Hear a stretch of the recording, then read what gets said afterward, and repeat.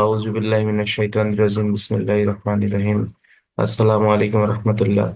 দরুদ শরীফ। আল্লাহুম্মা সাল্লি আলা মুহাম্মাদ ওয়া আলা আলি মুহাম্মাদ কামা সাল্লাইতা আলা ইব্রাহিম ওয়া আলা আলি ইব্রাহিম ইন্নাকা হামিদুম মাজিদ। সাল্লাল্লাহু আলাইহি ওয়াসাল্লাম সাল্লাল্লাহু আলাইহি ওয়াসাল্লাম। লা হাওলা ওয়া লা কুওয়াতা ইল্লা বিল্লাহিল আলিয়্যিল আযীম। প্রিয় বন্ধুরা, আশা করি সবাই ভালো আছেন। আলহামদুলিল্লাহ, আমিও ভালো আছি। আমরা ফৌজদারি কার্যবিধি আইনের 165 ধারা পর্যন্ত পড়েছিলাম। আজকে ইনশাল্লাহ আমরা সামনের দিকে যাব। তো ফৌজদারি কার্যবিধি আইন এটা কিন্তু অত্যন্ত গুরুত্বপূর্ণ আইন। প্রতি বছর আমাদের বিভাগীয় পদোন্নতি পরীক্ষা এখান থেকে কি আসতেছে, কোশ্চেন কিন্তু আসতেছে। সুতরাং এই বিষয়টা আমাদেরকে অনেক গুরুত্বের সাথেই পড়তে হবে। আমরা বেসিক্যালি 14 অধ্যায় পড়তেছিলাম। এই 14 অধ্যায়টা হচ্ছে পুলিশের তদন্ত সম্পর্কিত অধ্যায়, অর্থাৎ আমরা যেটা তদন্ত করতে পারি এই তদন্ত সম্পর্কিত অধ্যায়টাই হচ্ছে ফৌজদারি কার্যবিধি আইনের 14 অধ্যায়। এই অধ্যায়টা বেসিক্যালি আপনাকে আলোচনা করা হয়েছে 154 থেকে 176 ধারা পর্যন্ত। এই অধ্যায় থেকে বেসিক্যালি যে প্রশ্নগুলো পরীক্ষায় আসে, যে তদন্ত কাকে বলে, তদন্তের উদ্দেশ্য কি, তদন্তের লক্ষ্য কি, তদন্ত কিভাবে করা হয়, আমলযোগ্য অপরাধ তদন্তের প্রক্রিয়া লেখো, আমলের অযোগ্য অপরাধ তদন্তের প্রক্রিয়া লেখো। তারপরে আপনার প্রশ্ন আসে যে পুলিশ কখন সাক্ষীদেরকে কিভাবে তলব করতে পারে। এরপরে প্রশ্ন আসে যে কেস ডায়েরি কাকে বলে। প্রশ্ন আসে চার্জশিট কাকে বলে, চার্জশিটের বৈশিষ্ট্য লেখো। চার্জশিটের অপর পৃষ্ঠায় একজন আসামিকে কোন কোন শিরোনামে পরিচিত করা হয়। তারপর আছে ফাইনাল রিপোর্ট কি। এরপর ওই যে শ্রোতাল রিপোর্টের 174 থেকে 176, ওখান থেকেও বেসিক্যালি প্রশ্ন আসে। তো আমরা অলরেডি 164 ধারা পর্যন্ত পড়ছিলাম। আজকে আমরা 165 থেকে সামনের দিকে যাব। আমরা 154 ধারায় পড়ছিলাম যে পুলিশ অফিসার আমলযোগ্য অপরাধের সংবাদ থানায় আসলে মামলা রেকর্ড করবে থানার ওসি। যদি মামলা রেকর্ড না করে, দণ্ডবিধি 217, 166, 217-তে অপরাধ। মামলা রেকর্ড করলেও যদি লঘু ধারায় মামলা রুজু করে, সেক্ষেত্রে 167, 218 ধারা মোতাবেক অপরাধ। আর 155-তে আমরা পড়ছিলাম আমলের অযোগ্য অপরাধ তদন্ত প্রক্রিয়া। 155-1, আমলের অযোগ্য অপরাধের সংবাদ থানায় আসলে জিডিতে নোট দেবে। 155-2, সংবাদদাতাকে ম্যাজিস্ট্রেটের নিকট পাঠাবে এবং একটা আবেদনের মাধ্যমে আদালতের অনুমতি আনতে হবে। এখানে বলা হচ্ছে যে প্রথম শ্রেণীর ম্যাজিস্ট্রেট অনুমতি দেবে বা ক্ষমতা সম্পন্ন দ্বিতীয় শ্রেণীর ম্যাজিস্ট্রেট অনুমতি দেবে, অপর কোনো ব্যক্তি অনুমতি দিতে পারবে না। 155-3-এ বেসিক্যালি যেটা আপনাকে বলা হচ্ছে যে অধর্তব্য অপরাধ তদন্ত সাপেক্ষে যদি প্রমাণিত হয়, সেক্ষেত্রে আপনাকে নন এফআইআর প্রসিকিউশন দাখিল করতে হবে। কোনো অপরাধীকে বিনা পরোয়ানায় গ্রেফতার করা যাবে না। 156-3 ধর্তব্য অপরাধ তদন্ত প্রক্রিয়া, অর্থাৎ বলা হচ্ছে থানা এখতিয়ার সীমার মধ্যে থানার ভারপ্রাপ্ত কর্মকর্তা ধর্তব্য অপরাধ সে তদন্ত তদন্ত করতে পারবে। 156 দিয়ে বলতেছে যে তদন্তের ব্যাপারে পুলিশ অফিসারকে কোনো প্রশ্ন উত্থাপন করা যাবে না। 156-3 বলতেছে আদালত আমলযোগ্য অপরাধ 190 ধারা মোতাবেক আমলে নিয়ে সেটা কি করতে পারে, তদন্তের নির্দেশও দিতে পারে। 157 ধারায় আপনাকে বলতেছে যে সকল ক্ষেত্রে পুলিশ অফিসার তদন্ত করা থেকে বিরত থাকতে পারে আমলযোগ্য অপরাধ সম্পর্কে সন্দেহ হলে। 1 নম্বর হচ্ছে ঘটনাটি গুরুতর প্রকৃতির না হলে, বাদী তদন্তে অনীহা প্রকাশ করলে। তারপর হচ্ছে কি বলতেছে যে অপরাধটি দেওয়ানি প্রকৃতির হলে। এরপরে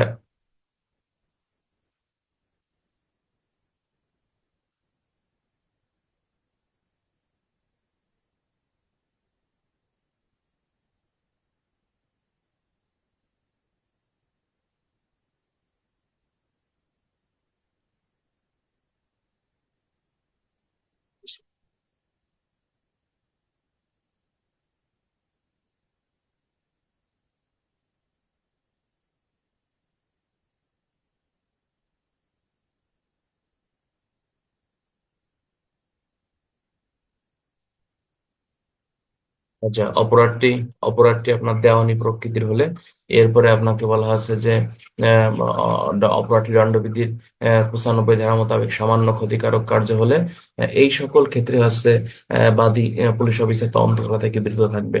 তবে পুলিশ অফিসার যদি তদন্ত করা থেকে বিরত থাকে, সেক্ষেত্রে অবশ্যই এই সংবাদটি জানাতে হবে। কাকে জানাতে হবে? যিনি সংবাদদাতা অর্থাৎ মামলার বাদীকে বিষয়টা জানাতে হবে। এরপরে আমরা পড়ছিলাম ফৌজদারি কার্যবিধানের 160 ধারায় পড়ছিলাম যে আমলযোগ্য অপরাধ পুলিশ অফিসার তদন্ত করতে গেলে অবশ্যই কি করতে হবে? অবশ্যই হচ্ছে আপনাকে এই সাক্ষীদেরকে তলব করতে হবে। সাক্ষী সাক্ষী বলতে এখানে ঘটনা সম্পর্কে অবগত আছে এমন ব্যক্তিদেরকে পুলিশ অফিসার লিখিতভাবে সমন ইস্যু করতে পারে। আপনারা আরো জানেন যে ফৌজদারি কার্যবিধি আইনের 160 ধারা, ফৌজদারি কার্যবিধি আইনের 94 ধারা, ফৌজদারি কার্যবিধি আইনের 103 ধারা, ফৌজদারি কার্যবিধি আইনের 175 ধারায় পুলিশ অফিসার সাক্ষীদের প্রতি লিখিত সমন ইস্যু করতে পারে। এবং আরো জানেন যে যে এই লিখিত সমন অমান্য করার কারণে কোনো ব্যক্তি যদি মানে আদালতে হাজির না হয়, সেক্ষেত্রে ফৌজদারি দণ্ডবিধি আইনের 174 ধারা মোতাবেক তারা অপরাধ করছে বলে বেসিক্যালি আপনার গণ্য হবে।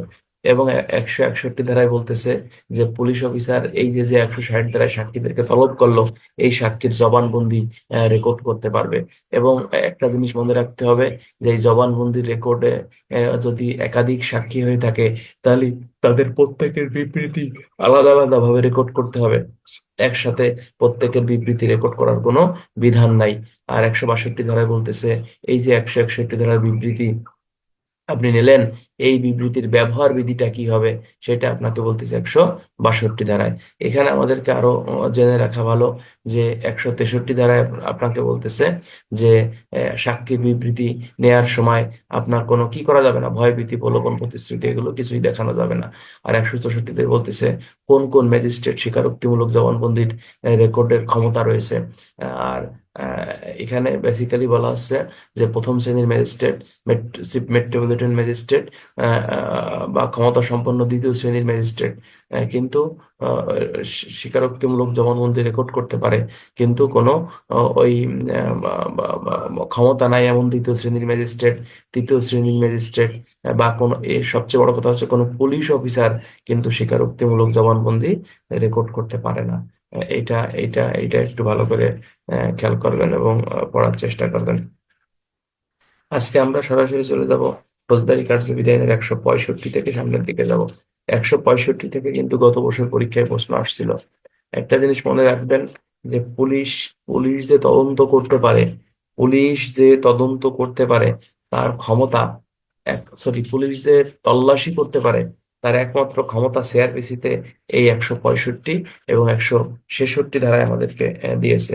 সুতরাং এই বিষয়টা আমাদেরকে একটু গভীরতার সাথে দেখতে হবে বেসিক্যালি এখানে কি বলছে। 165 ধারায় বেসিক্যালি আপনাকে বলতেছে পুলিশ অফিসার কর্তৃক তল্লাশি। এমসিকিউ হতে পারে যে কে কর্তৃক তল্লাশি? পুলিশ অফিসার কর্তৃক তল্লাশি। কত ধারা? 165 ধারা। বলা হচ্ছে থানার ভারপ্রাপ্ত কর্মকর্তা বা পুলিশ অফিসার তদন্তে যুক্তিসঙ্গত কারণ মনে করলে সেই ক্ষেত্রে, হ্যাঁ, বলতেছে যে অনাবশ্যক বিলম্ব ছাড়া ওই মামলা সংশ্লিষ্ট দ্রব্য বস্তু আলামত উদ্ধার করার জন্য তল্লাশি করতে পারবেন বা তল্লাশি করাইতে পারবেন। অর্থাৎ আপনার কাছে একটা মামলা রয়েছে, এই মামলা সংশ্লিষ্ট দ্রব্য বস্তু বা কোনো আলামত কোনো ব্যক্তির কাছে লুকায়িত অবস্থায় আছে, বা আপনি জানেন বা আপনি মনে করতেছেন এইখানে আছেন, সেই ক্ষেত্রে আপনি কি করতে পারবেন? তল্লাশি করতে পারবেন বা তল্লাশি করাইতেও পারবেন। এই কথাটা আপনাকে বলতেছে ফৌজদারি কার্যবিধানের 165 ধারায়। তাহলে এখান থেকে এমসিকিউ আসতে পারে 165 ধারায় কে তল্লাশি করতে পারে? পুলিশ অফিসার তল্লাশি করতে পারে। কখন তল্লাশি করতে পারে? যে কোনো সময় তল্লাশি করতে পারে। হ্যাঁ, 165 ধারায় মূলত কোন অফিসারের কথা বলা হয়েছে? থানার ভারপ্রাপ্ত কর্মকর্তা অথবা মামলার আয়ু, অর্থাৎ এই 14 অধ্যায়টা হচ্ছে মামলার আয়ুর কথা। যিনি ইনভেস্টিগেশন অফিসার, তাকে তদন্তের ক্ষমতাটা বেসিক্যালি এখানে দেয়া হয়েছে। এরপরে আরেকটা জিনিস আমাদেরকে বলতে হবে। এরপর আরেকটা জিনিস এখানে বলতেছে যে তিনি সাধারণত কিসের তল্লাশি করবেন? তিনি মামলা সংশ্লিষ্ট দ্রব্য বস্তু বা আলামত উদ্ধার করার জন্য এই তল্লাশি কার্যক্রমটা চালাবেন। এবং তিনি কি শুধু তল্লাশি করবেন নাকি তল্লাশি করাইতেও পারবেন? তাহলে এখানে সঠিক অ্যান্সার হচ্ছে যে তিনি তল্লাশি করাইতেও কিন্তু পারবেন। তবে এখানে একটা কথা বলতেছে যে নিম্নলিখিত ক্ষেত্রে তিনি কিন্তু সরাসরি তল্লাশি কার্যক্রম করতে পারবেন না। নিম্নলিখিত ক্ষেত্রে কোনটা? ওই যে কার্যবিধি আইনের 94 ধারায় আমরা পড়ছিলাম, যে সকল তথ্য ব্যাংকের অধীনে থাকে, হ্যাঁ, ব্যাংকের অধীনে থাকে, হ্যাঁ, সেই সকল তথ্য আপনি আদালতের অনুমোদন ব্যতীত আপনি কি এই এই তল্লাশি কার্যক্রম চালাতে পারবেন না। এই কথাটা এখানে বলতেছে। এবং এখানে আরেকটা বলতেছে যে তিনি যদি ব্যক্তিগত কোনো কারণে তল্লাশি চালাইতে অপারগ হন, অর্থাৎ তল্লাশি চালাতে না পারেন, সেই ক্ষেত্রে তিনি কি করবেন। সেই ক্ষেত্রে বলতেছে যে অধস্তন কোনো অফিসার দ্বারা তিনি এটা তল্লাশি করাতে পারবেন, এবং তাকে একটি লিখিত আদেশ বা পরোয়ানা দিতে হবে যে আপনি আমার হয়ে এই জায়গাটা আপনি তল্লাশি করেন। যেমন আমরা মামলার কোনো ছুরি চাক্কু আলামত উদ্ধার করতে গেলে মামলার আয়ু কিন্তু একা যায় না, যায়, সাথে কিন্তু অনেক অন্য অফিসাররাও কিন্তু যায়, যায় কিনা। তো দেখা গেল যে আপনি একটা, আপনার কাছে একটা চোরাই মানে চুরি মামলা আছে, চুরি মামলার আলামত শুধু মামলার আয়ু উদ্ধার করে না, প্রয়োজন বোধে দেখা গেলো যে আমরা থানায় যারা মোবাইল পার্টি আছি, স্পেশাল পার্টি আছি, বা অন্যান্য অফিসাররা যারা চাকরি ডিউটি করতেছি, তারা যাইও কিন্তু চোরাই মালামাল উদ্ধার করে নিয়ে আসি। চোরাই, যেমন আমাদের থানায় কিছুদিন আগে দুইটা গরু উদ্ধার করছি আমরা। তাহলে এইটা এই কাজগুলো শুধু যে মামলার আয়ু করবে, অর্থাৎ তদন্তকারী কর্মকর্তা করবে, বিষয়টা এরকম না। অধস্তন যে কোনো অফিসার দ্বারাও কিন্তু এটা আপনার করানো যাবে। এবং এখানে একটা জিনিস মনে বলতেছে যে আপনি যে যে এই তল্লাশি কার্যক্রম চালাবেন, এই তল্লাশি কার্যক্রমের ক্ষেত্রে ফৌজদারি কার্যবিধি আইনের 102(3) এবং পিআরবি 280 বিধি অনুসরণ করা কিন্তু আবশ্যক। এই কথাটাই এখানে বলতেছে। এবং এখানে আরেকটা বলতেছে যে এই যে স্থানে আপনি তল্লাশি কার্যক্রম চালাবেন, এই স্থান থেকে আপনাকে এই বাড়ির মালিককে একটা কপি আপনাকে দিতে হবে, ঠিক আছে কিনা। বাড়ির মালিককে আপনাকে কপি দিতে হবে। এবং এবং ম্যাজিস্ট্রেটের কাছ থেকেও সে কিন্তু নকল নিতে পারবে যে কি কি কি তল্লাশি করে কি কি প্রাপ্ত হয়েছে। এবং একটা জিনিস মনে রাখতে হবে যে ম্যাজিস্ট্রেট যদি আপনার বিনামূল্যে এই নকল সরবরাহ না করতে চায়, সেক্ষেত্রে কিন্তু আপনার কি বলতেছে, বলতেছে যে আপনার এই আরে কি কয়, আপনার এই যে মূল্য পরিশোধ করে আপনাকে এই নকলটা আর কি তুলতে হবে। এই হলো 165 ধারা। তাহলে 165 ধারা থেকে ঠান্ডা মাথায় একটু বোঝেন কি প্রশ্ন আসতে পারে। 165 ধারা আছে যে পুলিশ অফিসার কর্তৃক তল্লাশি, কখন তল্লাশি, মামলা সংশ্লিষ্ট দ্রব্যবস্তু আলামত উদ্ধার করার জন্য তল্লাশি কখন করতে পারে, যে কোনো সময় করতে পারে। কে করতে পারে, মামলার আয়ু করতে পারে। আর কে করতে পারে, থানার ভারপ্রাপ্ত কর্মকর্তা করতে পারে। আর কে করতে পারে, অধস্তন কোন অফিসার দ্বারাও করানো যাবে। কখন করানো যাবে, যখন মামলার আয়ু অপারগ হবেন বা অন্য কোনো কাজে ব্যস্ত থাকতে পারেন। তো এক্ষেত্রে তল্লাশি কার্যক্রম চালাতে গেলে কার্যবিধির কোন ধারার পদ্ধতি অনুসরণ করতে হবে, কার্যবিধির 102(3) ধারার পদ্ধতি এবং পিআরবি 280 বিধি অনুসরণ করতে হবে। অনুসরণ করে কি করতে হবে, তল্লাশি করতে হবে।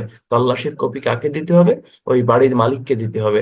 তারপর আছে ম্যাজিস্ট্রেটের নিকট থেকেও সে কিন্তু নকল নিতে পারবে। এবং ম্যাজিস্ট্রেট যদি মনে করে বিনামূল্যে এই নকল সরবরাহ করা হবে না, সেক্ষেত্রে মূল্য পরিশোধ করে কিন্তু সে এই নকলটা নিতে পারবে। এই হলো 165 ধারার মূল সারমর্ম বা সারবস্তু। আর একটা জিনিস মনে রাখতে হবে যে পুলিশ অফিসার 165 ধারায় কখন তল্লাশি করতে পারে না।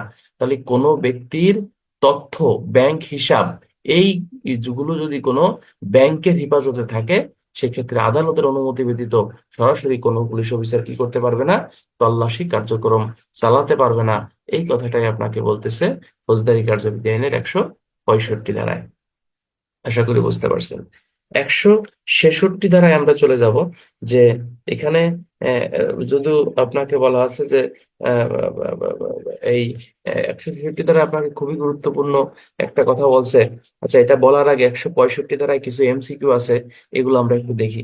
যে পিআরবি 280 বিধির আলোকে যেমন এখান থেকে হতে পারে যে তল্লাশিতে সাক্ষীদেরকে কেমন সাক্ষী, অর্থাৎ স্থানীয় এবং মানে গণ্যমান্য ব্যক্তিদেরকে সাক্ষী তলব করতে হয়।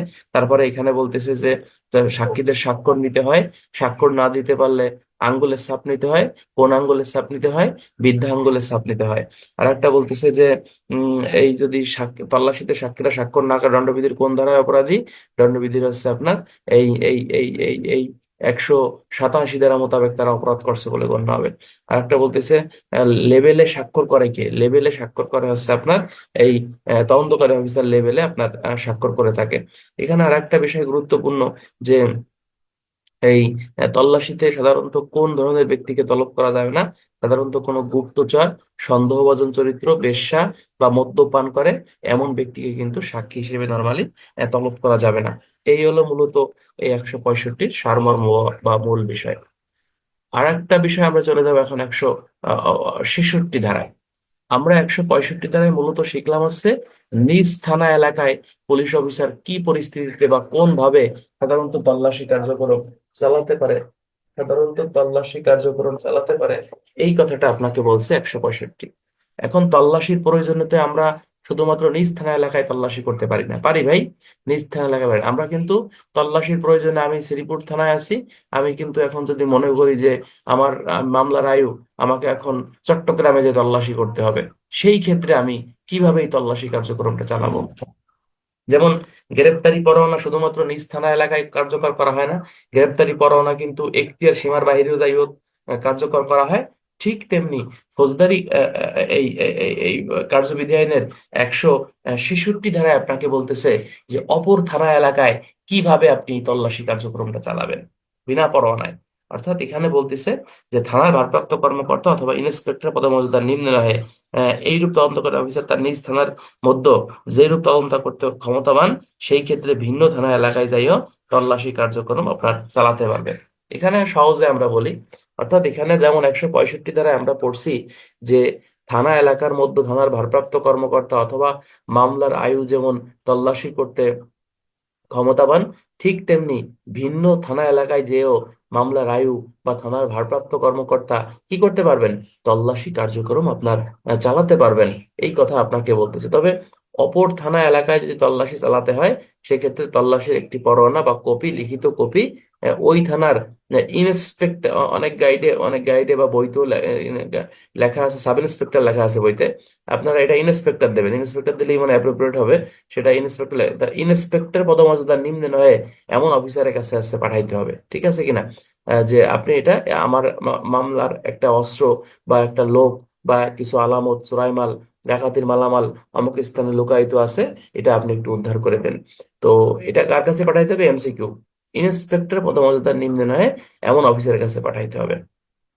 তো এখানে একটা জিনিস এখানে একটা জিনিস আমাদেরকে বলতেছে যে এই আপনার কাছে যদি মনে হয় যে ওই ইন্সপেক্টরের কাছে পাঠাইলে বা অপর থানার অফিসারের কাছে এই তল্লাশির কপি পাঠাইলে মালামাল উদ্ধার করা সম্ভব হবে না, অপরাধী পালিয়ে যাবে বা অন্য স্থানে মালামাল সরায় ফেলার সম্ভাবনা রয়েছে, সেই ক্ষেত্রে আপনাকে বলতেছে যে বিনা পরোয়া মানে ওই ঘটনাস্থলে যাইয়ে আপনি নিজে নিজেই তল্লাশি কার্যক্রম পরিচালনা করতে পারবেন। এবং আপনাকে বলতেছে তল্লাশি করে ওই থানার ভারপ্রাপ্ত কর্মকর্তাকে বিষয়টা অবগত করবেন। এবং এখানে আরেকটা জিনিস বলতেছে যে এই তল্লাশি কার্যক্রমটি অবশ্যই 102(3) পিআরবি 280 বিধি অনুসরণ করেই আপনাকে করতে হবে।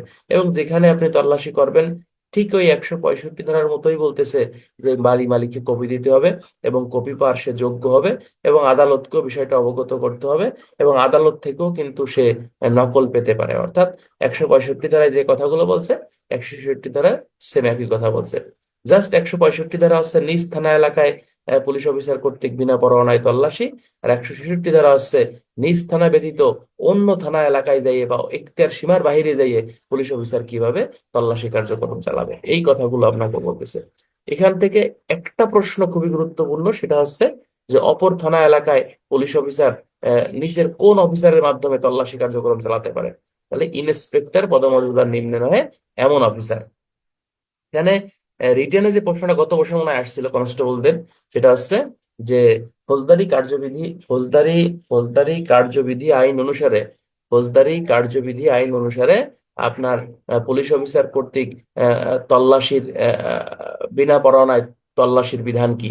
হ্যাঁ, তাহলে এই ক্ষেত্রে এই প্রশ্নের উত্তর হচ্ছে 165, 166, তারপর আসছে লেখেন 102(3), 550, পিআরবি 280। এটা কিন্তু রিটেনের জন্য ইম্পর্টেন্ট আছে। আশা করি আমার কথা বুঝে ফেলছে। আচ্ছা, আমরা এখন চলে যাব আমরা এখন চলে যাব ফৌজদারি কার্যবিধি আইনের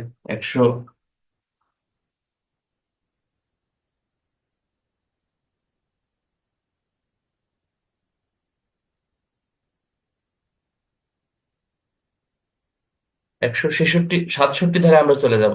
167 ধারা এটা কিন্তু গুরুত্ব আছে ধারাটা। এটা আমরা নর্মালি জানি, এটা হচ্ছে রিমান্ডের ধারা। এই রিমান্ডের ধারা ব্যতীত আরো কিছু গুরুত্বপূর্ণ কথা কিন্তু এখানে বলছে, এটা আমাদেরকে জানতে হবে।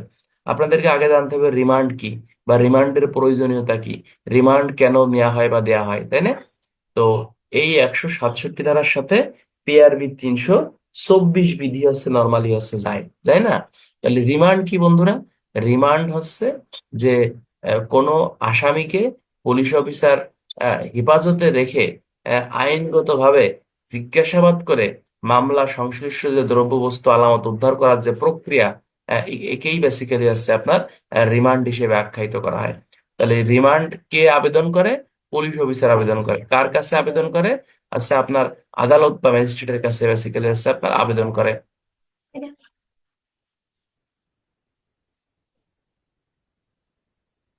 8টা 12 যাও, দাদা আমরা যাও।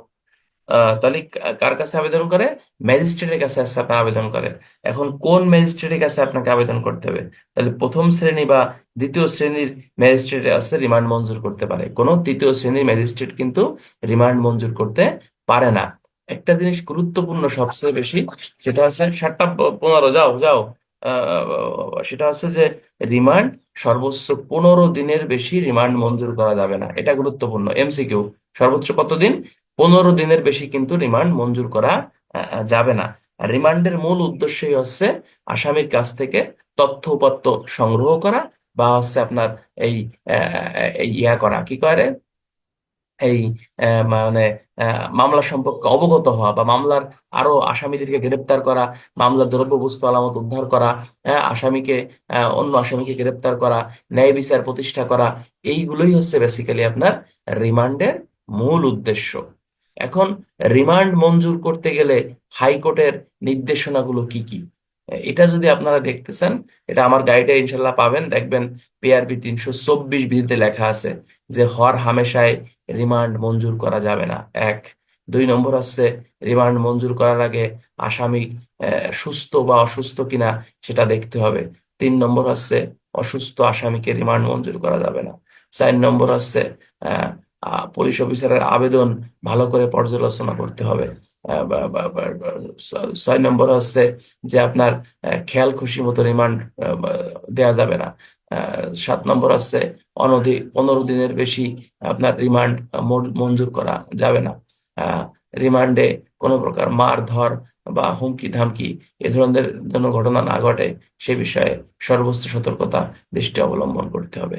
এই হলো রিমান্ড সম্পর্কে হাইকোর্টের নির্দেশনা, যা পিআরবি 324 বিধিতে আপনাদেরকে বলছে।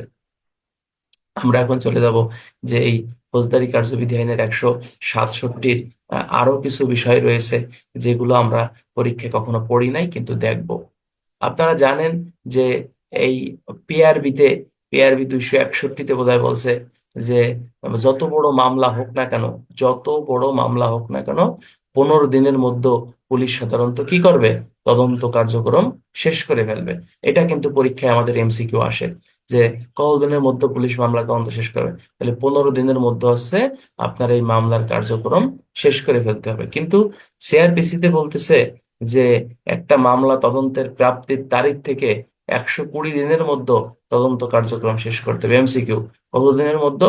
120 দিনের মধ্যে এই তদন্ত কার্যক্রম হচ্ছে আপনাকে শেষ করতে হবে। এখন মনে করেন তদন্ত কার্যক্রম শেষ করতে পারলেন না, সেই ক্ষেত্রে আসামির কি একটা অধিকার আছে না?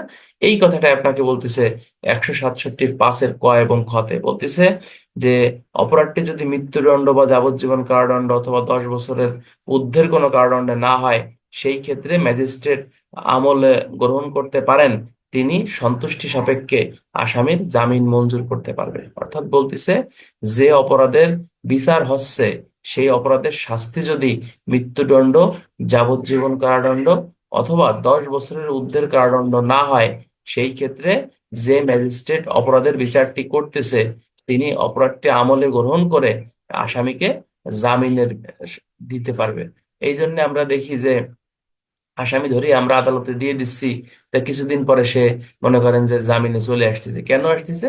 যে 120 দিনে পুলিশ তদন্ত করতে পারেনি, ম্যাজিস্ট্রেট মহোদয় মনে করতেছে যে সেটা জামিনযোগ্য বা তাকে জামিন দেওয়া যেতে পারে, এই জন্যই বেসিক্যালি হচ্ছে তাকে জামিন দিয়ে। তাছাড়া জামিনের আরো কিছু গ্রাউন্ড আছে, এগুলো আপনারা জানেন।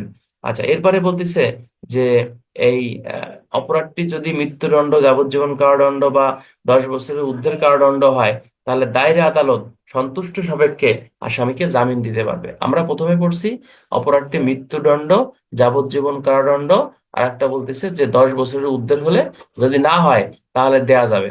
আর খতে এসে বলতেছে মৃত্যুদণ্ড, যাবজ্জীবন কারাদণ্ড, 10 বছরের ঊর্ধ্বের কারাদণ্ড হলেও যদি দায়রা আদালত বা ম্যাজিস্ট্রেট মহোদয় কি যদি মনে করে তাকে জামিন দেওয়া দরকার, সেই ক্ষেত্রে তিনি তাকে অর্থাৎ সব এখতিয়ার এখানে আদালতের, তাকে কিন্তু জামিন দিতে পারবে। এই কথাটাই আপনাকে এখানে বলতেছে। এবং যদি তাকে জামিন দিয়ে থাকে, তাহলে তাকে জামিন দেওয়ার হচ্ছে কারণ, এই কারণ এই কারণটা হচ্ছে বেসিক্যালি হচ্ছে আপনার লিপিবদ্ধ করতে হবে। কে লিপিবদ্ধ করবে? এই ম্যাজিস্ট্রেট মহোদয় আপনাকে লিপিবদ্ধ করবে।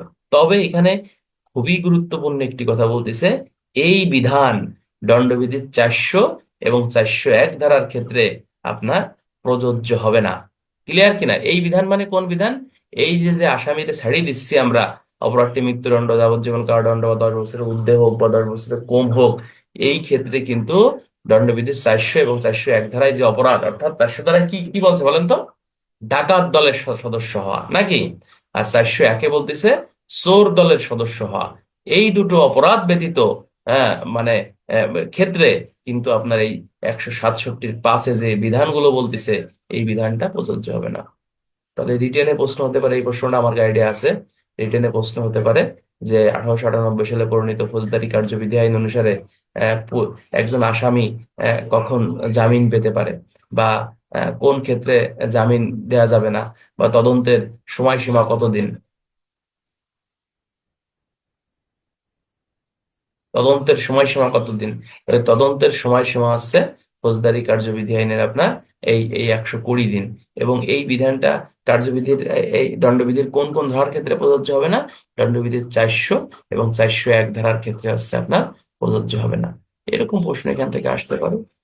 এছাড়া এছাড়া এছাড়া আর অন্য কোনো প্রশ্ন এখান থেকে আসবে না। আচ্ছা, এরপরে হচ্ছে আমরা সরাসরি চলে যাব ফৌজদারি কার্যবিধি আইনের 168 ধারা। 168 ধারা ইম্পর্টেন্ট আছে। 168 ধারা নর্মালি বলতেছে যে এই অধস্তন পুলিশ অফিসার কর্তৃক তদন্তের রিপোর্ট, অধস্তন পুলিশ অফিসার কর্তৃক তদন্তের রিপোর্ট, এই কথাটা বেসিক্যালি এখানে বলতেছে যে এই যে অধস্তন পুলিশ অফিসার, তার তদন্তের যে রিপোর্ট, এটা আপনি কি তদন্ত করলেন, তদন্ত করে কি ফলাফল প্রাপ্ত হয়েছেন, মানে ওসির অধস্তন অর্থাৎ যিনি মামলার আয়ু, তদন্ত করে তিনি কি ফলাফল প্রাপ্ত হয়েছেন, এই বিষয়টা সরাসরি ওসি মহোদয়কে অবগত করতে হবে যে স্যার, আমি ঘটনাস্থলে গেছিলাম, এই এই বিষয়গুলো পরিলক্ষিত হয়েছে, আমি তদন্ত করে এই বিষয়গুলো প্রাপ্ত হয়েছি। তাহলে এটা হচ্ছে কাকে অবগত করতে হবে? ওসি মহোদয়কে বিষয়টা অবগত করতে হবে। এমসিকিউ কাকে? ওসি কে। কে জানাবে? অধস্তন অফিসার। অধস্তন অফিসার মিন্স যিনি মামলার আয়ু, তিনি হচ্ছে বিষয়টা এটা অবগত করবে। এই হচ্ছে ফৌজদারি কার্যবিধি আইনের 168 ধারা। 169 ধারা কিন্তু ইম্পর্টেন্ট। 169 ধারা বলতেছে সাক্ষ্য প্রমাণ অপর্যাপ্ত হইলে অভিযুক্ত ব্যক্তিকে মুক্তি দিতে হবে। আপনি একটা বিষয় তদন্ত করছেন, তদন্ত করে তাকে আপনি মনে করেন প্রথমেই তাকে ধরে ফেলাইছেন, কিন্তু দেখা যাচ্ছে যে প্রাথমিকভাবে মনে হচ্ছে যে রহিম এই কাজে জড়িত না, অথবা তার পর্যাপ্ত কোনো সাক্ষ্য প্রমাণ এখানে পাওয়া যাচ্ছে না। সেই ক্ষেত্রে তার কাছ থেকে পরবর্তীতে যদি প্রয়োজন হয় মুচলেকা নিয়ে তাকে ছাড়তে হবে, যে আবার যদি আপনাকে দরকার হয় আমরা আবার আপনাকে কি করব? তলব করব। এই কথাটাই আপনাকে বলতেছে ফৌজদারি কার্যবিধি আইনের এই 169 ধারায়। কেন নর্মালি আপনাকে বলতেছে যে যদি কোনো ব্যক্তিকে তদন্ত করে পর্যাপ্ত পরিমাণ সাক্ষ্য প্রমাণ না পাওয়া যায়, সেই ক্ষেত্রে ওই ব্যক্তির কাছ থেকে মুচলেকা নিয়ে তাকে ছেড়ে দিতে হবে। এটা ওই ব্যক্তির একটা আইনগত অধিকার এবং পুলিশের এটা কাজ। কিন্তু এখান থেকে রিটেনে যে প্রশ্নটা ইন্সপেক্টর হিসেবে একবার আসছিল যে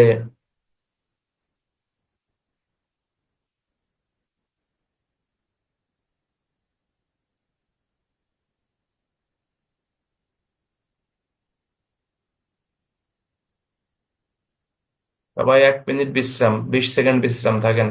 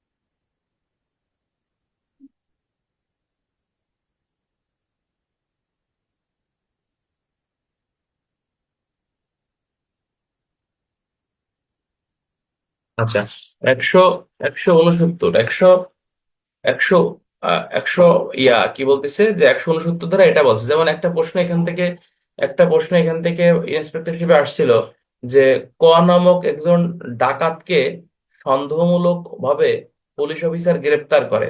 এরপর তার সম্পৃক্ততা না পেয়ে তাকে হুমকি ধামকি দিয়ে বা তাকে ভয় ভীতি দেখিয়ে থানা থেকে তাকে বের করে দেয়। পুলিশ অফিসারের কাজের আইনগত ব্যাখ্যা কি বা কাজের বৈধতা কি? তাহলে পুলিশ অফিসার উক্ত কাজটি অবৈধ করেছে বলে গণ্য হবে, কেননা কোনো ব্যক্তিকে হুমকি ধামকি দেওয়া এটা পুলিশের কি কি না, কোনো কাজ না, বা পুলিশের এটা কোনো দায়িত্ব না।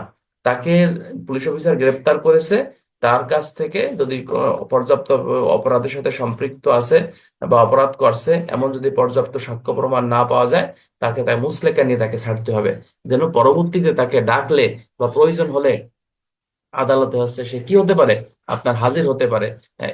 এটা হচ্ছে আইনগত কাজ। কিন্তু পুলিশ অফিসার উক্ত কাজটি না করে তাকে ধমক দিয়ে থানা থেকে বের করে দিয়েছে। এটা হচ্ছে পুলিশ অফিসার আইনগত বৈধ কাজ কিন্তু এখানে করে নাই। এই কথাটাই আপনাকে বলতেছে ফৌজদারি কার্যবিধি আইনের এই 169 ধারায়। তো আশা করি আমার কথা ইনশাল্লাহ এটা বুঝছেন, এবং এখান থেকে এই প্রশ্নটা দেখবেন রাখাল চন্দ্র স্যারের বইতে এটা এটা এটা আছে।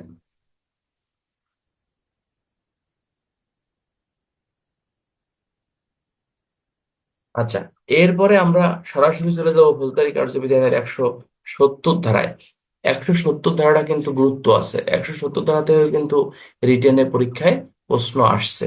এখানে আমরা পড়ছি যে এই অধ্যায়ে, অর্থাৎ এই তদন্তের অধ্যায়ে বলতেছে পর্যাপ্ত পরিমাণ যদি কোনো সাক্ষ্য প্রমাণ পাওয়া যায় একজন ব্যক্তিকে গ্রেপ্তার করার পরে, পর্যাপ্ত পরিমাণ যদি সাক্ষ্য প্রমাণ পাওয়া যায়, সেই ক্ষেত্রে উক্ত অপরাধীকে ম্যাজিস্ট্রেটের নিকট প্রেরণ করার জন্য পুলিশ রিপোর্টের ভিত্তিতে, হ্যাঁ, যে ম্যাজিস্ট্রেট অপরাধ আমলে গ্রহণ করতে পারবে এই ম্যাজিস্ট্রেটের কাছে ওই আসামিকে হচ্ছে বেসিক্যালি আপনার প্রেরণ করতে হবে। কে প্রেরণ করবে?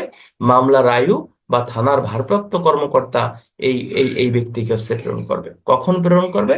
যদি পর্যাপ্ত পরিমাণ সাক্ষ্য প্রমাণ পাওয়া যায়, সেই ক্ষেত্রে হচ্ছে আপনার প্রেরণ করা আপনার যাবে, যে সে অপরাধী, তার বিচার হওয়া প্রয়োজন। কিন্তু এখানে আরেকটা কথা বলতেছে যে পর্যাপ্ত পরিমাণ সাক্ষ্য প্রমাণ আছে, ঠিক আছে, কিন্তু অপরাধটি জামিনযোগ্য, অর্থাৎ সে জামানত দিতে প্রস্তুত আছে এবং অপরাধটি জামিনযোগ্য, সেই ক্ষেত্রে তাকে মুচলেকা নিয়েও কিন্তু বেসিক্যালি হচ্ছে আপনার আহ, আহ, ছাড়া যাবে।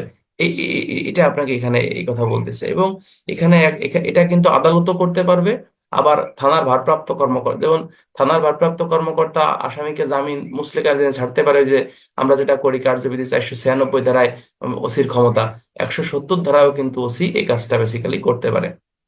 তবে এখানে খুবই গুরুত্বপূর্ণ একটা কথা বলতেছে যে তদন্তকারী কর্মকর্তা বা মামলার আয়ুর কাছে যদি মনে হয়, এই এই এই নোটটা মনে রাখেন, বইয়ের দিকে তাকায়েন না, যদি মনে হয় যে একে ছেড়ে দিলে কি পরবর্তীতে সে কিন্তু আর এই মনে করেন হাজির হবে না, বা হচ্ছে মনে করেন যিনি মামলার বাদী আছে বা যিনি মামলার সাক্ষীরা আছে, এদেরকে ছেড়ে দিলে তারা পরবর্তীতে মামলার তদন্তের কাজে বা তদন্তের স্বার্থে আদালত তলব করলে তারা কি হবে না, হাজির হবে না, সেই ক্ষেত্রে মামলার বাদী বা সাক্ষীর কাছ থেকে 2 কপি মুচলেকা সম্পাদন করবেন।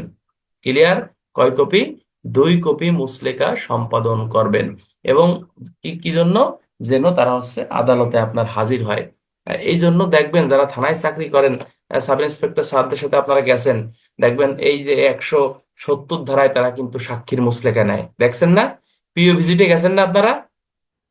এই যারা যারা তোমরা এমনি লোকাল চাকরি তারা জানবে না, কিন্তু যারা থানায় চাকরি করে তারা কিন্তু জানো এটা, যে একজন এসআই যখন পিও ভিজিটে যায় তখন দেখবেন যে মামলার প্রাথমিক তদন্তের এক পর্যায়ে 170 ধারায় মামলার যিনি আয়ু সাব ইন্সপেক্টর বা ইন্সপেক্টর যেই হোক না কেন, তিনি কিন্তু সাক্ষীর কি নেয়, এই মুচলেকা কিন্তু নেয়। যে আপনাদেরকে আদালত যখন তলব করবে তখনই আপনি আদালতে আপনি হাজির হবেন। তো এই মুচলেকা নেওয়ার ক্ষমতা কার আছে? মামলার আয়ু আছে কত ধারায়? 170 ধারায়। এবং মুচলেকা কয় কপিতে হয়? মুচলেকা 2 কপিতে হয়। এক কপি কাকে দিতে হবে? এক কপি হচ্ছে থানার এই আয়ুকে দিতে হবে। আর এক কপির কথা বলতেছে যে এই ইয়ার কথা কি কয় রে, এই ওই যিনি মুচলেকা দেছেন তাকে বেসিক্যালি এই মুচলেকাটা হচ্ছে আপনার দিতে হবে। অর্থাৎ এক কপি আয়ু, এক কপি যিনি মুচলেকা দিছেন তাকে হচ্ছে আপনার এই এই মুচলেকার কপিটা হচ্ছে বেসিক্যালি আপনার সরবরাহ করতে হবে। এই কথাটাই আপনাকে বলতেছে ফৌজদারি কার্যবিধি আইনের আপনার এই 100 ধারা।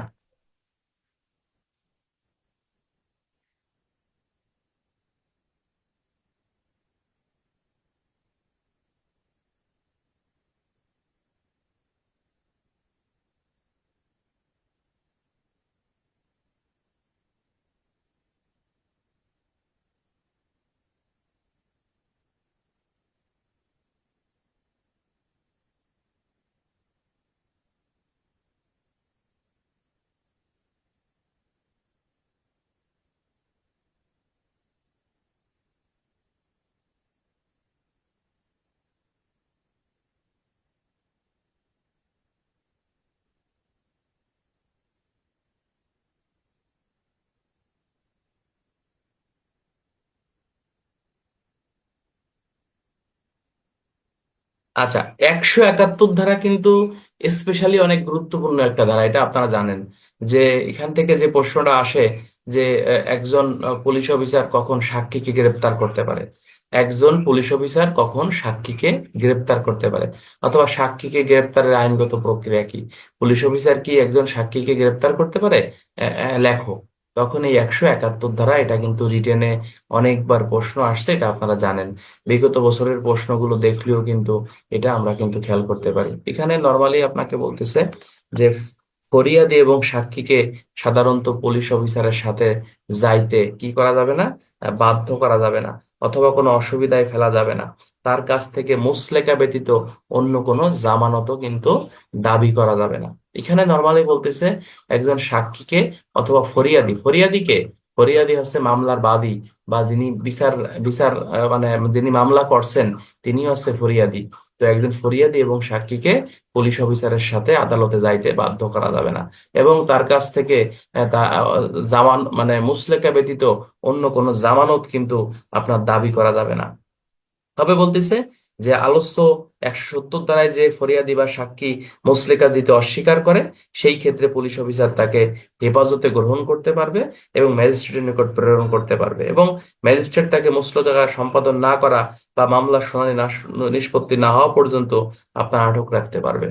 ওই বলতেছে যে পুলিশ তোমার কাছে মুচলেকা চাইছে, ভাই আপনি তো মামলার সাক্ষী, আপনি তো মামলার বাদী, আপনি একটা মুচলেকা দেন যে আগামী 11 তারিখে হাজির হবেন, অথবা আদালত যখন ডাকবে আপনি হাজির হবেন, কিন্তু আপনি মুচলেকা দিতে অস্বীকার করতেছেন। আপনি কে? আপনি হচ্ছে মামলার বাদী বা আপনি হচ্ছে মামলার সাক্ষী। তাহলে পুলিশ অফিসার আপনাকে কিন্তু গ্রেপ্তার করতে পারবে বা হেফাজতে নিতে পারবে। নেওয়ার পরে কি করবে? আদালতে প্রেরণ করবে। এবার আদালত কি করবে? আদালত আপনার কাছ থেকে মুচলেকা সম্পাদন করবে। অথবা যত সময় পর্যন্ত মামলার বিচার নিষ্পত্তি সম্পূর্ণ না হয় ততক্ষণ পর্যন্ত আপনাকে কিন্তু কারাগারে আটক রাখতে পারবে। এই কথাটাই আপনাকে বলতেছে 171 ধারায়। এবং এখানে বলতেছে যে ওই যে যে আমরা এক উপধারায় পড়লাম যে কোনো মামলার বাদীকে, মামলার সাক্ষীকে পুলিশ অফিসার হেফাজতে নিতে পারবে না, বা তাকে আটক করতে পারবে না, বা হচ্ছে তার সাথে যাইতে বাধ্য করা যাবে না, তারপরে হচ্ছে আপনার এই তাকে কোনো অসুবিধায় ফেলা যাবে না, এই সকল বিধান কোনো প্রযোজ্য না। মানে মূলত বলতেছে যে একটা মামলার বাদীকে বা সাক্ষীকে আদালতে হাজির করার দায়িত্ব এটা সুনিশ্চিতভাবে পুলিশ অফিসারের উপরই বর্তাবে। এমসিকিউ কার উপর বর্তাবে? পুলিশ অফিসারের উপর বর্তাবে। এই কথাটা আপনাকে 171 ধারায় বলতেছে। রিটেনে প্রশ্ন আসতে পারে যে মামলার বাদী বা সাক্ষীকে আদালতে হাজির করার দায়িত্ব কার উপর বর্তায়, লেখো। আহ এরপরে বলতেছে যে আহ, আইনগত প্রক্রিয়া কি, লেখো। অথবা একজন মামলার বাদী বা সাক্ষীকে পুলিশ অফিসার কখন গ্রেপ্তার করে আদালতে সোপর্দ করতে পারে, এই কথা আপনাকে এই 171 ধারায় বলতেছে। আশা করি আমার কথা মনে হয় এটা আপনারা বুঝছেন, এবং সহজ একটা বিষয়, এখানে না বোঝার কিছু নাই।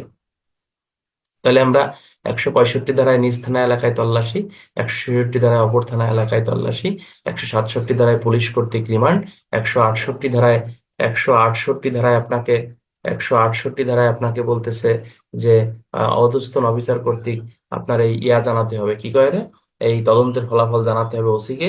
169 ধারায় আপনাকে বলতেছে যে এই কি বলতেছে, 169 ধারায় আপনাকে বলতেছে যে পর্যাপ্ত সাক্ষ্য প্রমাণ না পাইলে আসামিকে ছেড়ে দিতে হবে। আর 170 ধারায় বলতেছে পর্যাপ্ত সাক্ষ্য প্রমাণ পাইলে আসামিকে আদালতে সোপর্দ করতে হবে, এবং বাদী সাক্ষীর কাছ থেকে মুচলেকাও পুলিশ নিতে পারবে আদালতে হাজির হওয়ার জন্য। আর 171 ধারায় বলতেছে পুলিশ অফিসার সাক্ষীর নিকট থেকে এই মুচলেকাটা সম্পাদন করবে। এখন আমরা সরাসরি চলে যাব ফৌজদারি কার্যবিধি আইনের এই কত ধারায়, চলে যাব হচ্ছে আমরা এই 172 ধারা। 172 ধারা থেকে এবছর হয়তো ইনশাল্লাহ আমরা প্রশ্ন পেতে পারি।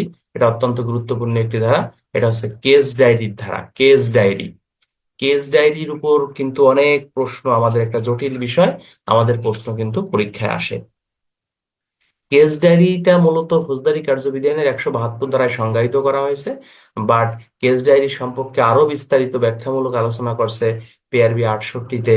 কেস ডায়েরি কে দেখতে পারে, পিআরবি 263 কেস ডায়েরিতে কোন কোন বিষয়গুলো লেখা থাকে, পিআরবি 264 কেস ডায়েরি লেখার নিয়ম, পিআরবি 420 কেস ডায়েরি উপস্থাপন। হ্যাঁ, এই বিষয়গুলো আমরা কিন্তু অলরেডি আপনাদেরকে একটু পড়াইছি। ঠিক আছে কেন, 442, তাই না? কেস ডায়েরি উপস্থাপন নাকি? আচ্ছা, তাহলে আমরা কেস ডায়েরি কাকে বলে এটা কিন্তু আমরা জানি। কেস ডায়েরি হচ্ছে মামলা তদন্তের ডায়েরি বা সিডি, অর্থাৎ মামলা তদন্তকারী কর্মকর্তা মামলা তদন্তের শুরু থেকে শেষ পর্যন্ত মামলা তদন্তের ধারা বিবরণী সহ যে অগ্রগতি প্রতিবেদন বিপি ফরম নং কত বলতেছে 38-এ লিপিবদ্ধ করে 2 কপিতে।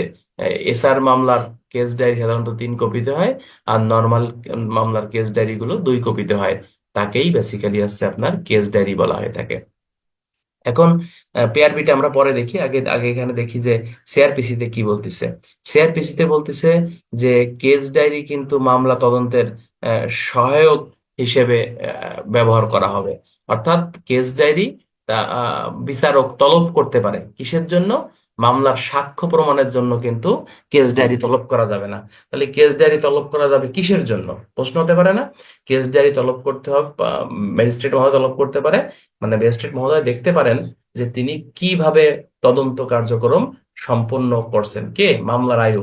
তদন্ত কখন শুরু হয়েছে, তদন্ত কখন শেষ হয়েছে, তদন্ত করার সময় তিনি কোন কোন স্থানে গেছে, তদন্ত করার সময় তিনি কোন কোন স্থান তল্লাশি কার্যক্রম চালাইছে, তল্লাশি করে তিনি কি কি বিষয়গুলো প্রাপ্ত হয়েছে, এইটা দেখার জন্য বা জানার জন্য ম্যাজিস্ট্রেট মহোদয় কি করতে পারবে, কেস ডায়েরি তলব করতে পারবে। কিন্তু একটা জিনিস আপনারা একটু মনে রাখবেন, যে কেস ডায়েরি কিন্তু কোনো ম্যাজিস্ট্রেট মামলার সাক্ষ্য প্রমাণ হিসেবে ব্যবহার করা কিন্তু যাবে না।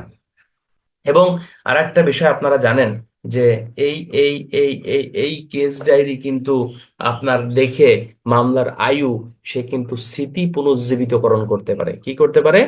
স্মৃতি পুনর্জীবিতকরণ করতে পারে। অর্থাৎ তিনি কখন তদন্ত করছিলেন, কি কি বিষয়গুলো পাইছিলেন, 5 বছর পরে মামলার সাক্ষী দিতে কোর্টে গেছে, তখন কেস ডায়েরি কিন্তু সে দেখে এটা করতে পারবে। এবং যখন মামলার আয়ু স্মৃতি পুনর্জীবিতকরণ করবে, এটা দেখে করতে পারবে, তখন বিরুদ্ধ পক্ষ অর্থাৎ আসামি পক্ষ তারাও কিন্তু কেস ডায়েরি কিন্তু এখানে দেখতে পারে। আর এই কেস ডায়েরির কথার সাথে যদি আদালতে উপস্থিত হয়ে কথার যদি কোনো মিল না থাকে মামলার আয়ুর, সেক্ষেত্রে কেস ডায়েরি কিন্তু আদালতে বৈপরত্য প্রদর্শন করবে। এটা আপনাদেরকে একটু জানার দরকার আছে। আর একটা বিষয় আমাদেরকে এখানে জানা দরকার, যে পিআরবি 268 বিধিতে অনুসন্ধান 68 বিধিতে আপনাকে বলতেছে কেস ডায়েরি কে কে দেখতে পারে। এটা আপনাদেরকে আগে বলছি যে কেস ডায়েরি দেখতে পারে, মামলার আয়ু দেখতে পারে, থানার ওসি দেখতে পারে, পুলিশ সুপার দেখতে পারে, পুলিশ সুপারের অফিসের কেরানি দেখতে পারে, পুলিশ সুপার যাকে নির্দেশ দেয় সে দেখতে পারে, তারপর আছে কোর্ট ইন্সপেক্টর দেখতে পারে, ম্যাজিস্ট্রেট দেখতে পারে। হ্যাঁ, তারপরে হচ্ছে আপনার এই আদালতের নির্দেশে অন্য যে কোনো ব্যক্তিও কিন্তু এটা দেখতে পারে। এটা হচ্ছে কেস ডায়েরি কে কে দেখতে পারে। পিআরবি 263-তে একটা গুরুত্বপূর্ণ কথা বলছে, যে কেস ডায়েরিতে আছে আপনার কোন কোন বিষয়গুলো থাকে। তাহলে মামলাটি কখন প্রাপ্ত হয়েছেন, তারপরে মামলাটি কখন তদন্ত শুরু এবং শেষ করেছেন, তদন্তকালে তিনি কোন কোন স্থান পরিদর্শন করেছেন, এবং এবং তদন্তকালে কোন কোন স্থান পরিদর্শন করে কোন কোন বিষয়গুলো প্রাপ্ত হয়েছেন এই বিষয় ব্যতীত অন্য কোনো বিষয় কেস ডায়েরিতে কিন্তু লেখা যাবে না। ইভেন গ্রামের চেয়ারম্যান মেম্বার চৌকিদার দফাদার এরা যদি কোনো তথ্য দেয় তা আলাদা কাগজে লিখে আদালতকে অবগত করতে হবে, এখানে লেখা যাবে না। আর কেস ডায়েরি লেখার নিয়মটা কি? কেস ডায়েরি লেখার নিয়ম আর একটা যদি প্রশ্ন আসে যে কেস ডায়েরিতে কি কি লেখা থাকে, কি কি লেখা থাকে, তাহলে কেস ডায়েরিতে অনেক কিছু লেখা থাকে। মামলা নম্বর লেখা থাকে, ধারা লেখা থাকে, তারিখ লেখা থাকে, তদন্ত শুরু শেষ লেখা থাকে, কোন কোন স্থান পরিদর্শন করা হয়েছে সেগুলো লেখা থাকে, কি কি তথ্য আলামত পাওয়া গেছে সেসব বিষয়গুলো লেখা থাকে। তারপরে হচ্ছে আপনার ইয়া আসামিদের নাম ঠিকানা লেখা থাকে, সন্দেহভাজন ব্যক্তির নাম ঠিকানা লেখা থাকে, সাক্ষীদের নাম ঠিকানা লেখা থাকে, দিন দুনিয়ার বাদীর নাম ঠিকানা লেখা থাকে, যাবতীয় দিন দুনিয়ার সবকিছু এখানে লেখা থাকে, ঠিক আছে কিনা? তবে ওই যে সাইটটা যে মূল পয়েন্ট, যে মামলা তিনি কখন প্রাপ্ত হয়েছেন, তিনি তদন্ত কখন শুরু এবং শেষ করেছেন, তিনি কোন কোন স্থান পরিদর্শন করেছেন, কোন কোন স্থান পরিদর্শন করে কি কি বিষয়গুলো প্রাপ্ত হয়েছেন, এইগুলোই হচ্ছে মূলত কেস ডায়েরির মূল মুখ্য বিষয়। এছাড়া অন্য কোনো বিষয় লেখা যায় না। আর পেয়ারবি 264 বিধিতে আপনাকে বলতেছে কেস ডায়েরি লেখার নিয়মটা কি। তাহলে কেস ডায়েরি লেখার আহ, নিয়মটা হচ্ছে যে আপনাকে এটা আহ, প্রতিদিনের কেস ডায়েরি প্রতিদিন লিখতে হবে। একাধিক দিনের কেস ডায়েরি একত্রে আপনাকে লেখা যাবে না। তদন্তকারী কর্মকর্তা কোথায় রাত্রি যাপন করছেন সেটাও লিখতে হবে। মামলার ধারা, মামলার নম্বর, আসামির নাম ঠিকানা সবই কেস ডায়েরিতে আপনাকে লিখতে হবে। এরপরে বলতেছে যে কেস ডায়েরি এই 2 কপিতে লিখতে হবে। এসআর মামলার কেস ডায়েরি 3 কপিতে লিখতে হবে। কেস ডায়েরি ইংরেজিতে লিখতে হবে, ইংরেজি না পারলে বাংলা ভাষায় বা মাতৃভাষায় আপনাকে লিখতে হবে, ঠিক আছে কিনা? এবং কেস ডায়েরির সবচেয়ে গুরুত্বপূর্ণ যে বিষয়টা, এটা কখনো পেন্ডিং রাখা যাবে না, অর্থাৎ প্রতিদিনেরটা প্রতিদিনই আপনাকে শেষ করতে হবে। এই হলো কেস ডায়েরি বিষয়ে আমাদের প্রশ্ন। তো পিআরবি তো ক্লাস না, এটা আমরা জানতেছিলাম যে সিআরপিসি তে কেস ডায়েরি থেকে কি প্রশ্ন হতে পারে। সিআরপিসি থেকে কেস ডায়েরিতে প্রশ্ন হতে পারে যে কেস ডায়েরি বলতে কি বোঝায়, ফৌজদারি কার্যবিধি আইন অনুসারে কেস ডায়েরি বলতে কি বোঝায়। ও এখানে আরেকটা গুরুত্বপূর্ণ কথা বলছে, আমি বলতে ভুলে গেছি। কেস ডায়েরি কিন্তু আরো অনেক নাম আছে, এখন পরীক্ষায় কেস ডায়েরি আসলো না, অন্য নামে আসলো। যেমন কেস ডায়েরি, মামলা তদন্তের ডায়েরি, মামলার ডায়েরি, সিডি, পুলিশ ডায়েরি, এগুলো কিন্তু সবই একই নাম। পুলিশ ডায়েরি বলতে অনেকে আবার জেনারেল ডায়েরি বুঝেন না। এই পুলিশ ডায়েরি বলতে কিন্তু এটা কেস ডায়েরিকেই বেসিক্যালি বোঝাচ্ছে। General diary general diary, police diary কিন্তু কেস ডায়েরি না, এই এই জেনারেল ডায়েরি না, ঠিক আছে কিনা? তাহলে কি কি বললাম? মামলা তদন্তের ডায়েরি, মামলার ডায়েরি, সিডি, তারপর আছে কেস ডায়েরি, পুলিশ ডায়েরি, এই 4-5টা নাম কিন্তু বলে ফেললাম। প্রশ্ন যে কোনো নামে কিন্তু আমাদের পরীক্ষায় আসতে পারে। আর কেস ডায়েরি, ফৌজদারি কার্যবিধি আইনে কেস ডায়েরির ব্যবহার বিধি কি? তাহলে ব্যবহার বিধিটা হচ্ছে এটা যে মামলা সাক্ষ্য প্রমাণ গ্রহণ না করে অনুসন্ধান এবং বিচার কাজে সহায়ক ভূমিকা হিসেবে এটা ব্যবহার করা যাবে। এবং কেস ডায়েরি দেখিয়াছে এবং উত্তর বলিয়াছে আসামি বা তার প্রতিনিধি, এটা অধিকার হবে না। তবে এই ডায়েরি পুলিশ যদি তার স্মৃতি পুনর্জীবিত করে সেক্ষেত্রে আসামি পক্ষ কিন্তু এটা দেখতে পারবে। এবং এই ক্ষেত্রে 1872 সালে সাক্ষ্য আইনের 161 এবং 145 ধারা, যেখানে যে রূপ বিধান সেই বিধানটা বেসিক্যালি প্রযোজ্য হবে। এটা আপনাকে একে পড়তেছে এখানে। আর আহ, এই ধারায় পুলিশ বিষয় দেওয়া হয়েছে। এই ডায়েরি কেস ডায়েরি নিয়ে পরিচিত, কেস ডায়েরি সংশ্লিষ্ট কেসের বিষয়ে পুলিশ কোন দিন কি বিবরণ করছে এটা লিখতে হবে। কেস ডায়েরি আসামি দেখতে পারে না, কিন্তু বিচারক হচ্ছে দেখতে পারে। আসামিও দেখতে পারে কখন? যখন পুলিশ স্মৃতি পুনর্জীবিত করবে এটা দেখে, তখন আসামি পক্ষ কিন্তু এটা দেখার অধিকার রাখে। এই হলো কেস ডায়েরি সম্পর্কে আপনার আদ্যপান্ত আলোচনা। আমার কথা কি বুঝছেন নাকি বোঝেন নাই ভাই? লা হাওলা ওয়ালা কুওয়াতা ইল্লা বিল্লাহিল আলিয়্যিল আযীম। লা হাওলা ওয়ালা কুওয়াতা ইল্লা বিল্লাহিল আলিয়্যিল আযীম। হাসবুনাল্লাহু ওয়া নি'মাল ওয়াকিল। হাসবুনাল্লাহু ওয়া নি'মাল ওয়াকিল। হাসবুনাল্লাহু ওয়া নি'মাল ওয়াকিল। লা হাওলা ওয়ালা কুওয়াতা ইল্লা বিল্লাহিল আলিয়্যিল আযীম। আচ্ছা, আমরা এখন সরাসরি চলে যাব কার্যবিধির 172 ধারা, সরি 173 ধারা। 173 ধারাটা হচ্ছে খুবই গুরুত্বপূর্ণ একটি ধারা। আমরা যে 154 থেকে 172 পর্যন্ত যে তদন্ত কার্যক্রম চালালাম, বা যে তদন্ত কার্যক্রম গুলো আমরা এই যে নিলাম, এর এর পূর্ণাঙ্গ বিষয়, অর্থাৎ এখানে আপনাকে বলতেছে যে এই যে যে আপনি যে তদন্ত কার্যক্রম চালালেন তার একটা রিপোর্ট আপনি দেবেন না? দেবেন কিনা? হ্যাঁ, এই 172 দ্বারাই বলতেছি পুলিশ রিপোর্টের কথা। পুলিশ রিপোর্ট হচ্ছে চার্জশিট এবং ফাইনাল রিপোর্টের সমন্বয়। পুলিশ রিপোর্ট দুই প্রকার, অর্থাৎ সেটা চার্জশিটও হতে পারে, ফাইনাল রিপোর্টও হতে পারে। যখন তদন্ত করে 154 থেকে 172 ধারা পর্যন্ত তদন্তের বিভিন্ন স্টেপ অতিক্রম করে যখন আপনি কি পাবেন, বলা হচ্ছে যে আপনার সাক্ষ্য প্রমাণ পাবেন যে অপরাধটি সংঘটিত হয়েছে, তখন প্রকাশ্য আদালতে আসামিদের বিচার করার জন্য বিবরণ 39 মোতাবেক যে রিপোর্ট আদালতে দাখিল করা হয় তাকে নর্মালি হচ্ছে চার্জশিট বলা হয়ে থাকে। আর যখন আপনি আসামিদের বিরুদ্ধে সাক্ষ্য প্রমাণ পাবেন না, যখন আপনি আসামিদের বিরুদ্ধে সাক্ষ্য প্রমাণ পাবেন না, তখন আপনাকে বেসিক্যালি বলতেছে যে তখন আপনি কি করবেন, তখন আপনাকে বলতেছে যে এই এই আপনি হচ্ছে ফাইনাল রিপোর্ট দাখিল করবেন। এখান থেকে আগে আপনাকে জানতে হবে প্রশ্ন আসে কিভাবে। প্রশ্ন আসে যে চার্জশিট কাকে বলে, চার্জশিটের বৈশিষ্ট্য কি। প্রশ্ন আসে যে পুলিশ অফিসার কখন চার্জশিট দেয়। প্রশ্ন আসে যে ফাইনাল রিপোর্ট কি, ফাইনাল রিপোর্টের বৈশিষ্ট্য লেখো, ফাইনাল রিপোর্টের উপাদান সমূহ লেখো। আচ্ছা, ফাইনাল রিপোর্টের বৈশিষ্ট্য উপাদান এবং ফাইনাল রিপোর্ট কত প্রকার এটা কিন্তু আলাদা বিষয়। ফাইনাল রিপোর্ট কত প্রকার কি কি, সেটা হচ্ছে পিআরবি 200 বিধিতে আপনাকে বলতেছে যে ফাইনাল রিপোর্ট 5 প্রকার।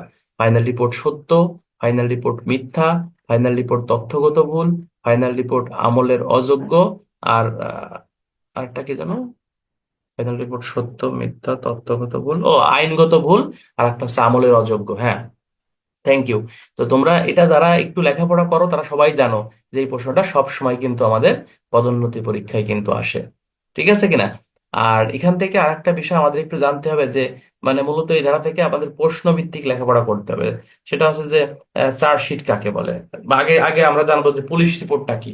পুলিশ রিপোর্টটা হচ্ছে পুলিশ অফিসার কোনো ঘটনা তদন্ত সাপেক্ষে, ঘটনা সত্য হোক বা মিথ্যা হোক, এই সম্বলিত একটি রিপোর্ট যখন আদালতে দাখিল করবে, ঘটনার সত্যতা আছে বা সত্যতা নাই, বা ঘটনা সম্পর্কে পুলিশ তদন্ত করে কি বিষয়গুলো প্রাপ্ত হয়েছেন, এই বিষয়ে পুলিশ অফিসার যে রিপোর্ট দাখিল করে তাকেই পুলিশ রিপোর্ট বলে। পুলিশ রিপোর্ট দুটি রিপোর্টের সমাহার, একটা হচ্ছে চার্জশিট, একটা হচ্ছে ফাইনাল রিপোর্ট। চার্জশিট কখন দেয় পুলিশ অফিসার? চার্জশিট হচ্ছে যে চার্জশিট হচ্ছে যে আপনার আহ, কখন দেয়, চার্জশিট হচ্ছে যে আপনার যখন ঘটনা সাক্ষ্য প্রমাণ পাবে তখন চার্জশিট, আর যখন ঘটনা সাক্ষ্য প্রমাণ পাবে না তখন হচ্ছে আপনার ফাইনাল রিপোর্ট দাখিল করবে। একটা প্রশ্ন প্রায় পরীক্ষায় আসে এখান থেকে যে বাদী যখন আসামি, সেই ক্ষেত্রে পুলিশের করণীয় কি। এটা হচ্ছে পুলিশ হেডকোয়ার্টার্সের নির্দেশনা অথবা অপরাধ তদন্ত নির্দেশিকায় আপনারা দেখবেন যে নতুন করে কিন্তু কোনো মামলা রুজু করার দরকার হয় না। ঠিক আছে কিনা? এখানে মূলত বিষয়টা হচ্ছে আসামিকে, বাদী যখন আসামি তখন পুলিশ অফিসার জিডিতে নোট দেবে, ঊর্ধ্বতন কর্তৃপক্ষকে বিষয়টা জানাবে, এবং আসামিকে, বাদীকে বাদীর কলামে রাখবে। ঠিক আছে কিনা? কিন্তু সাক্ষীর কলামে কিন্তু রাখা যাবে না। বাদীর কলামে রাখবে, এবং আসামিকে, এই বাদীকে আসামির কলামেও আপনাকে রাখতে হবে। এটা হচ্ছে মূল পয়েন্ট। ঠিক আছে কিনা?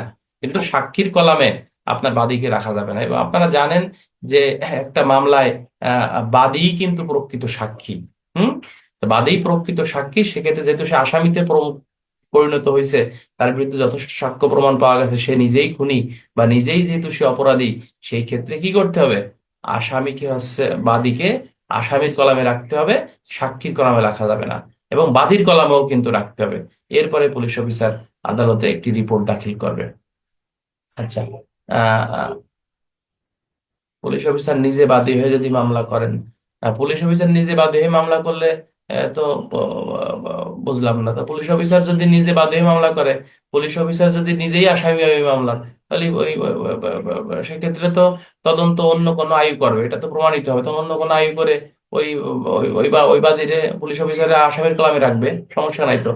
আচ্ছা, একই সাথে চার্জশিটে ফাইনাল রিপোর্ট দেয় কিভাবে, কে পারে? কে দেয়? থানায়, থানায় এসআইদের কাজ করবে এরকম কেউ আছে? বলেন তো দেখি শুনি। একই সাথে চার্জশিট এবং ফাইনাল রিপোর্ট দেয় কিভাবে?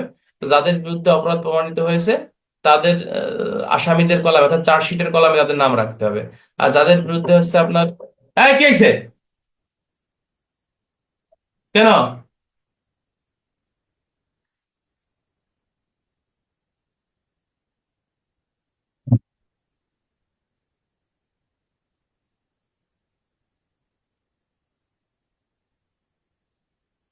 আচ্ছা, তাহলে যখন আপনার অপরাধ প্রমাণিত হবে তখন হচ্ছে আপনি চার্জশিট দেবেন, এবং যাদের বিরুদ্ধে আপনার অপরাধ প্রমাণিত হয়নি তাদেরকে আপনি ফাইনাল রিপোর্ট দেবেন, অর্থাৎ তাদেরকে তাদের কলামটা আলাদা রাখতে হবে যে এই একটা মামলায় 60 জন আসামি আছে, তার ভিতরে 10 জনের অপরাধ প্রমাণিত হয়েছে, তাদেরকে চার্জশিটের কলামে রাখতে হবে, আসামির কলামে, আর ওই বাকিদেরকে অব্যাহতির কলামে দিতে হবে। আরেকটা জিনিস আপনাদেরকে মনে জেনে রাখা ভালো, যে অব্যাহতি এবং খালাসের মধ্যে পার্থক্য কি। অব্যাহতি অর্থ হচ্ছে অব্যাহতি অব্যাহতি অব্যাহতিটা হচ্ছে যে আপনাকে আদালত প্রয়োজন মনে করলে আবার ডাকতে পারে। আবার অব্যাহতি দিলে যে শুধুমাত্র আপনি মামলার দায় থেকে বাইসে গেলেন, বিষয়টা কিন্তু এরকম না। বাদী বাদী যদি নারাজি পিটিশন দেয়, অথবা আদালত যদি মনে করে তদন্ত হয়নি, সেক্ষেত্রে সিআরপিসির 156(3) আপনাকে আবার তদন্তের নির্দেশ দিতে পারে। অব্যাহতি দিলেই কিন্তু আপনি বেঁচে গেলেন না, ঠিক আছে কিনা? এই জন্য আপনার কাছ থেকে অব্যাহতির কলমে রাখা। খালাস মানে কি? খালাস মানে হচ্ছে মামলা ডিসমিস, অর্থাৎ আসামিকে মামলার দায় থেকে সম্পূর্ণ বাদ দিয়ে দেওয়া, এটা হচ্ছে বেসিক্যালি খালাস। তো অব্যাহতি এবং খালাসের মধ্যে এটাই মূল হচ্ছে পার্থক্য। তো যাই হোক, এখান থেকে আপনার আরেকটা জিনিস একটু দেখবেন, যে গাইড ভুল ফাইনাল রিপোর্ট দিয়ে নিজে আবার মামলা করবে, তাই না? এই কাম আছে। আচ্ছা, ওটা ও সিস্টেম করা যায়, তবে পুলিশ হেডকোয়ার্টার্সে যে আমার মনে হয় যে নির্দেশনাটা আমি পড়ছি, যেটা ওটা ওই ওই অনুযায়ী করতে হয়, এটা আপনারা হয়তো জানেন, এবং যারা অন্য টিচাররা আইন পড়ায় এদের কাছে অবশ্যই জানতে পারবেন, ঠিক আছে কিনা? যে বাদীকে আসামিকে আসামির কলামে রাখতে হবে, সাক্ষীর কলামে রাখা যাবে না, এবং আসামিকে বাদীর কলামেও রাখতে, যেহেতু সে বাদী ছিল মামলার, বাদীর কলামেও আপনাকে রাখতে হবে। এটাই হলো সঠিক অ্যান্সার। আচ্ছা, এখান থেকে দেখবেন আমার গাইডে আছে বা অন্য টিচারদের গাইডেও আছে, যে চার্জশিটের বৈশিষ্ট্য সমূহ লেখো। চার্জশিট, তো চার্জশিটের বৈশিষ্ট্য, কার্যবিধির 172 পিআরবি 272-এ কিন্তু চার্জশিটে অনেকগুলো বৈশিষ্ট্য আছে। আসামির নাম, ঠিকানা, মামলা নম্বর, ধারা, তারপর আছে তল্লাশির স্থান, তল্লাশি করে প্রাপ্ত বস্তু আলামত, কোন কোন আসামি গ্রেপ্তার করা হয়েছে, কোন কোন আসামিকে জামিনে ছেড়ে দেওয়া হয়েছে, সাক্ষীদের নাম ঠিকানা, প্রাপ্ত বস্তু, তারপরে হচ্ছে আপনার মৃত্যু সনদ, হ্যাঁ, তারপরে এরপরে হচ্ছে আপনার সাক্ষ্য মেমো, হ্যাঁ, সবই কিন্তু আপনার এই এই এই চার্জশিটে আপনাকে ইনক্লুড করা হয়ে থাকে। এটা তো আপনারা জানেন, তাই না? আর ফাইনাল রিপোর্টের এখান থেকে যে প্রশ্নটা পরীক্ষায় আসে, সেটা হচ্ছে ফাইনাল রিপোর্ট কি। ফাইনাল রিপোর্ট কি এটা তো আপনারা জানেন। ফাইনাল রিপোর্ট হচ্ছে যখন কোনো সাক্ষ্য প্রমাণ পাওয়া যাবে না। এই যে সিডিএমএস, তো সাক্ষীর কলামে অটোবাদীর নাম চলে আসে না, অটো অটো অটো। আচ্ছা, তাহলে এই ব্যাপারে মানে আমি যতটুকু বই থেকে পড়ছি সিডিএমএস এর, শোনেন একটা জিনিস আপনাকে জানতে হবে। যখন এই সিস্টেমটা আসছে তখন তো সিডিএমএস এরকম ছিল না। ক্রাইম ডাটা ম্যানেজমেন্ট হয়েছে কবে? এটা অল্প কিছুদিন আগে, ঠিক আছে কিনা? অল্প কিছুদিন আগে। তাহলে এই ব্যাপারে একটু ভালো আর একটু কে কে বলতে পারবে বলেন তো? ভালো বলতে পারবেন আর কেউ?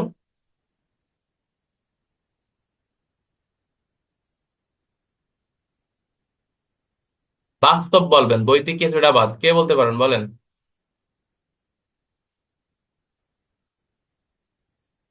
পারেন না? কি স্যার, এফআইআর?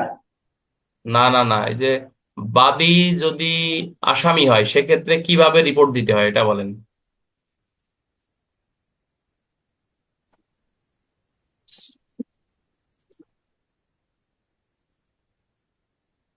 স্যার লাল আপনি চিহ্ন স্যার আপনি যেটা বলছেন স্যার ওইটাই সঠিক। আমি সার্কেল অফিসে আছি স্যার, ওইভাবেই দেয়। হ্যাঁ, তো আবার আর একজন ওই যে কমেন্ট করলো যে সিডিএমএস এ বলে বাদীর নাম এমনি চলে আসে বলে সাক্ষীর কলামে। সিটিএমএস এ তো স্যার অটোমেটিকই আর কি থাকে ওইগুলো, কিন্তু ওইগুলোর তো কোনো নাই স্যার। সিটিএমএস এর সিডিএমএস এ কোডে তো সিটিএমএস অটোমেটিক এর কোনো থাকে, দাম নাই। মানে যে ডিএমএস এর কোনো সিডিএমএস এ লিঙ্ক নেই। থাকবেই, কলাম থাকবেই স্যার। মানে আপনি দিয়ে ওইভাবে দিতে পারেন, সিডিএমএস এ প্রত্যেকটা কলামই থাকে। রংপুর মেট্রোর কেউ ক্লাসে আছে? রংপুর মেট্রোর?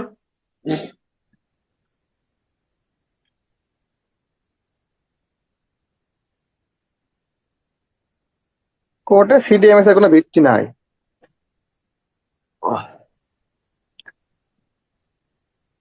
স্যার মামলার রায়ও তো স্যার নতুন করে ওই বাদীর নাম কলমে স্যার সিডিএমএস এন্ট্রি দেয়, তখনই স্যার অটো আসে, তার আগে তো আর আসে না স্যার, ওইটা আবার নতুন করে স্যার ওইটা এন্ট্রি করে আবার। আচ্ছা, বলছি ভাই, এত পেঁচানোর দরকার নাই, যেটা বলছি এটাই মানেন, এটাই শেখেন। বেশি পেঁচাইলে আইন বেশি কঠিন হয়ে যায়, ঠিক আছে কিনা? 5 মার্কের পরীক্ষায় আমাকে হলো দরকার হলে পরীক্ষায় পাশ করা, একটা সিরিয়াল পাওয়া। তো সুতরাং এত প্যারা নেওয়ার কিছু নাই, ঠিক আছে? যেটা বলছি এভাবেই দেখেন। আচ্ছা, এরপরে ওই যে ফাইনাল রিপোর্টের ওই ওই ওই ওই অংশটাও কিন্তু গুরুত্বপূর্ণ, যে ফাইনাল রিপোর্ট কাকে বলে। ফাইনাল রিপোর্টের বৈশিষ্ট্য কি, ফাইনাল রিপোর্ট কত প্রকার, কি কি, এটা কিন্তু আপনারা জানেন। তো এখান থেকে একটা বিষয় একটু জানার দরকার যে রাসায়নিক পরীক্ষার রিপোর্টের জন্য আপনি কি অপেক্ষা করবেন কিনা, না, রাসায়নিক পরীক্ষার রিপোর্টের জন্য চার্জশিট প্রদানে কিন্তু আপনাকে বিলম্ব করা যাবে না। এটা এক কথায় উত্তর, 2 মার্কের অ্যান্সার কিন্তু পরীক্ষা আসে। আর একটা প্রশ্ন ইম্পর্টেন্ট যে চার্জশিটের অপর পৃষ্ঠায় আসামিদের কি কি নামে পরিচিত করা হয়। তাহলে সে বেশ্যা কিনা, দুশ্চরিত্র কিনা, পূর্বে দণ্ডপ্রাপ্ত কিনা, তার আচরণ কেমন, হ্যাঁ, এই বিষয়গুলো কিন্তু চার্জশিটে অপর পৃষ্ঠায় একাধিক শিরোনামে, পিসিপিআর যেটা, একাধিক শিরোনামে কি করা হয়, আপনাকে হেডিং দেওয়া হয়। এটা কিন্তু একটু মনে রাখবেন। আর একটা বিষয় একটু গুরুত্বপূর্ণ আছে এখানে, যে এই চার্জশিট কত প্রকার আহ, এবং কি কি, এটা কিন্তু রিটেনের জন্য গুরুত্বপূর্ণ। চার্জশিট আছে 2 প্রকার, একটা আছে তফসিলি ধারার চার্জশিট, আবার বলি, একটা আছে তফসিলি ধারার চার্জশিট, আর একটা আছে অতফসিলি ধারার চার্জশিট। তফসিলি ধারা কি, এটা একটু হ্যান্ডবুকে দেখবেন আছে, বইটা খুললে পাবেন। তফসিলি ধারার চার্জশিটটা হচ্ছে যে বাংলাদেশ দণ্ডবিধি আইনের অধীনে যে মামলাগুলো রেকর্ড হয়, অর্থাৎ দণ্ডবিধি আইনের অধীনে যে মামলাগুলো রেকর্ড হচ্ছে, অর্থাৎ তফসিলভুক্ত মামলা, এই এই এই এইগুলো হচ্ছে এই এই যখন অপরাধ প্রমাণিত হয় তখন যে চার্জশিট দেওয়া হয়, এগুলো হচ্ছে তফসিলি ধারার চার্জশিট, ঠিক আছে কিনা। আর অতফসিলি ধারার চার্জশিট কোনগুলো, অতফসিলি ধারা হচ্ছে দণ্ডবিধি ব্যতীত অন্যান্য যে মাইনর অ্যাক্ট বা অন্যান্য যে বিশেষ আইনে যে মামলাগুলো হয়ে থাকে, যেমন নারী শিশু, মাদক, অস্ত্র, ডিজিটাল, সাইবার নিরাপত্তা, হ্যাঁ, এই সকল আইনে যে মামলাগুলো রেকর্ড হয় যখন অপরাধ প্রমাণিত হলে চার্জশিট দেওয়া হয়, সেগুলোটা হচ্ছে বেসিক্যালি হচ্ছে আপনার কি বলতেছে বন্ধুরা, বলতেছে যে আপনার ওই যে অতফসিলি ধারার চার্জশিট। ক্লিয়ার কিনা? তাহলে তফসিলি ধারার চার্জশিট এবং অতফসিলি ধারার চার্জশিট, এটা আশা করি বুঝতে পারবেন। রিটেনে প্রশ্ন আসতে পারে যে চার্জশিট কাকে বলে, চার্জশিট কত প্রকার, কি কি।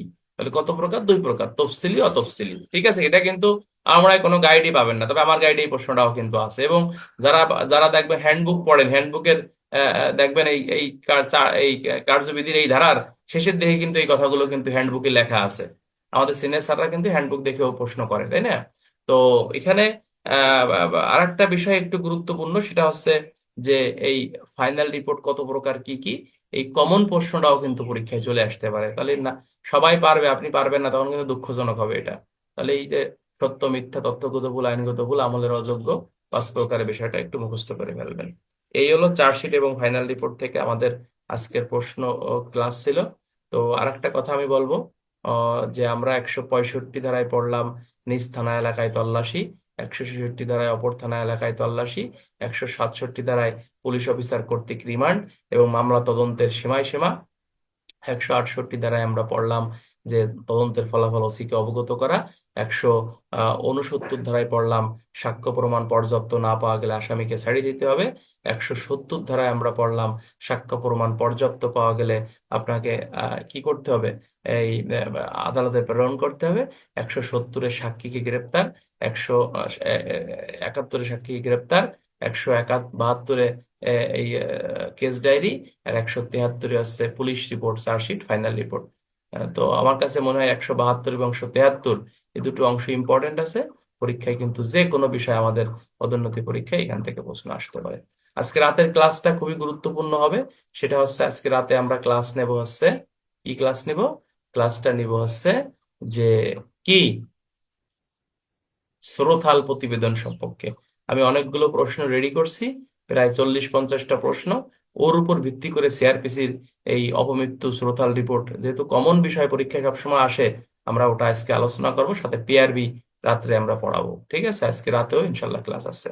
আর যে অল্প সময়টুকু আছে, আমার মনে হয় এখনো অনেক সদস্য যারা বইয়ের অর্ডার করছেন তারা মনে হয় টাকাটা পাঠান নাই। আমরা আজকে বিকেলে বইটা হাতে পাবো, কালকে থেকে আমরা সরবরাহ শুরু করব। সুতরাং ওদের সবাইকে বিষয়টা দিয়ে দেন, সবাইকে দিয়ে দেন, আর ক্লিয়ার হয়ে যাবে ইনশাল্লাহ। মামলার বাদী যখন আসামি তখন করণীয় কি, মামলার বাদী যখন আসামি জিডিতে নোট দিতে হবে। সিআরপিসি 154-55, পুলিশ আইনের 23 ধারা, পিআরবি 118, ঊর্ধ্বতন কর্তৃপক্ষকে জানাতে হবে। সিআরপিসি 150, পুলিশ আইনের 23, পিআরবি 120। তারপরে হচ্ছে আপনার পর্যাপ্ত সাক্ষ্য প্রমাণ আপনাকে সংগ্রহ করতে হবে, ঠিক আছে কিনা। তারপরে 3 নম্বরে হচ্ছে আপনার এই বাদীকে আপনার এই বাদীর কলামে রাখতে হবে আসামির কলামেও তাকে রাখতে হবে। তবে সাক্ষীর কলামে বাদীকে কিন্তু আপনার রাখা যাবে না। ঠিক আছে কিনা? এরপরে কি করতে হবে? আপনাকে পুলিশ রিপোর্ট আপনাকে দাখিল করতে হবে। ঠিক আছে কিনা? এরপরে আদালতের নির্দেশ মোতাবেক যদি প্রয়োজন মনে হয় সেক্ষেত্রে আরো পর্যাপ্ত প্রমাণ, সাক্ষ্য ও প্রমাণ সংগ্রহ করতে হবে। প্রশ্ন স্যারের বইতে আছে এই প্রশ্নটা। হ্যাঁ, থ্যাংক ইউ। এই হচ্ছে মূলত কাজ। মানে এই প্রশ্নের এক কথায় উত্তর, সেটা হচ্ছে বাদীকে বাদীর কলামে রাখতে হবে, সাক্ষীর কলামে রাখা যাবে না, এবং আসামির কলামে রাখতে হবে। আর নর্মালি আমরা যখন চার্জশিট দেই তখন বাদীকে বাদীর কলামে রাখি এবং সাক্ষীর কলামে রাখি, কেননা সে মামলার অন্যতম সাক্ষী। ঠিক আছে কিনা? কিন্তু যখন আপনার বাদী আসামি হয়ে যাবে, এক কথায় উত্তর, তাকে সাক্ষীর কলামে রাখা যাবে না, তাকে বাদীর কলামে রাখতে হবে এবং আসামির কলামে রাখতে হবে। এই হলো এক কথায় উত্তর ভাই। এক্সামিনার সাবে আপনি আসল আসল থিমটা জানেন কিনা, ওই জিডি করেন ঊর্ধ্বতন কর্তৃপক্ষকে জানেন, এটা হলো পরের বিষয়। ঠিক আছে, কিন্তু উত্তর ওই এক কথাই, বাদীকে বাদীর কলামে রাখতে হবে, আসামির কলামে রাখতে হবে, কিন্তু সাক্ষীর কলামে রাখা যাবে না। এইভাবেই আপনাকে রিপোর্ট দিতে হবে। তো আজকের এই ক্লাসটা আশা করি ভালো লাগছে আপনাদের, ইনশাল্লাহ। আলহামদুলিল্লাহ, আজকে রাতে আমরা পেআরবি এবং পড়াবানি কি কয় রে, এই শ্রোতাল রিপোর্ট পড়াবো আমরা। ঠিক আছে, শ্রোতাল রিপোর্ট পড়াবো।